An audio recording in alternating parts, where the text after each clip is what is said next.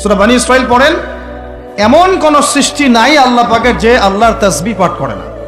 শুধু এই মানুষই হতভাগা একটা সৃষ্টি, আমরা আল্লাহ মাফ করেন আমাদেরকে, নামাজও পড়ে না।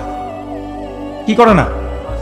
পাঁচবার দিনে বলা হচ্ছে হাইয়া আলাস সালাহ, হাইয়া আলাল ফালাহ, সাফল্যের জন্য আসো, সালাতের জন্য আসো, কল্যাণের জন্য আসো। কানে ঢুকে না, যায় না নামাজ পড়তে। কোরআন, ওই যে বললাম, বাসায়, সবার বাসায় কোরআন আছে। এমন কোন ব্যক্তি আছেন আপনারা যে আপনাদের বাসায় কোরআন নাই? প্রত্যেকের বাসায় আছে। এমনকি আপনার ফোনের মধ্যে অ্যাপসে আছে, খুলে দেখার সময় নাই।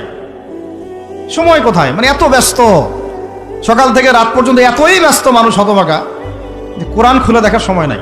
আবার বলে, এসব কথা বললে আবার বলবে যে আমরা কি ইসলাম কম বুঝি?